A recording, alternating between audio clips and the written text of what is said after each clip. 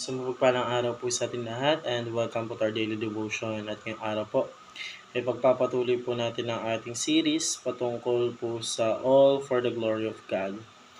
At para po sa ating italahi po ngayon na parte po ng series po natin ay nakakapangatlong araw na po tayo. Una po natin tinalakay creation, pangalawa naman po sin and suffering, then ngayon naman po is redemption. So paano po nga po pag sinabi po nating redemption, pag sinabi po nating redemption, ito po yung pagki-claim po natin na si Jesus Christ is yung ating Panginoon Diyos po. Siya po ang namumuno po sa atin. Redeem po natin sa ating buhay na siya po yung nag-iisang tagapagligtas po natin. So para naman po sa ating scripture, ito po yung matatagpuan sa Ephesians chapter 1 verse 7 to 8. At ito po ang sabi sa English po. In Him we have redemption through His blood, the forgiveness of sin, in accordance with the riches of God's grace, that He lavish on us with all wisdom and understanding. At ito naman po ang sabi sa English po. Tinubos tayo ni Kristo sa pamamagitan ng kanyang dugo at pinatawad ang ating mga kasalanan. Ganun kasagana ang kanyang kagandahang loob na binubuhos niya sa atin ayon sa kanyang karunungan at kaalaman. So, tayo naman po dumadaan po sa ating katuruan pa. Una, God allowed sin to reveal His redemption plan.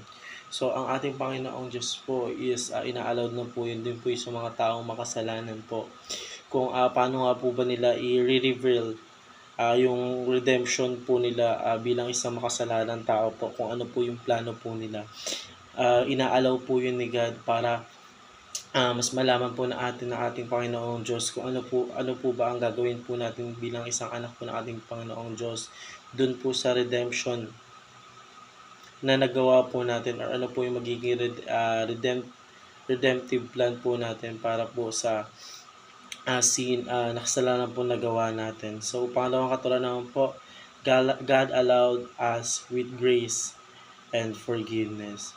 So, kung ang ating Panginoong Diyos is mapagpatawad at mapagpala sa pamamagitan ng grace ng ating Panginoong Diyos, ina-allow din tayo ng ating Panginoong Diyos na maging ma-forgiveness or maging mapagpatawad po. Kasi, yung kahit nga po tayo bilang isang makasalanan tao po, pinapatawad po tayo ng ating Panginoong Diyos. What if pa po tayo na bilang isang anak lang po ng ating Panginoon Diyos, ordinaryong tao is hindi magpapatawad po. So, ina-allow tayo ni God para maging mapagpatawad, para kasi ang bandang huli, pag naging mapagpatawad natin, ang grace pa rin nun is, ang glory pa rin nun, nag-glorify pa rin nun is ating Jesus Christ. Kasi lahat naman po ng ginagawa po natin is bumabalik po sa ating Panginoon Diyos, mabuti man po or masama.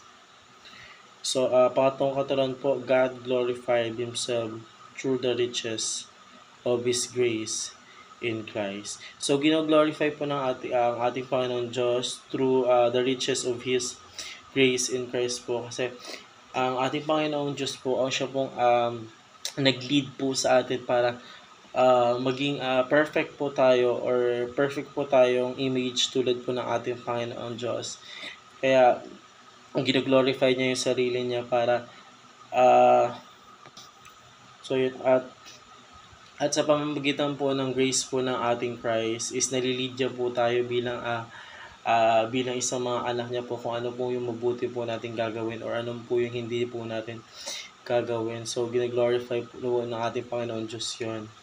So, yun lamang po para sa araw na ito. Maraming salamat po sa pakikinig and see you po bukas para po sa ating daily devotion.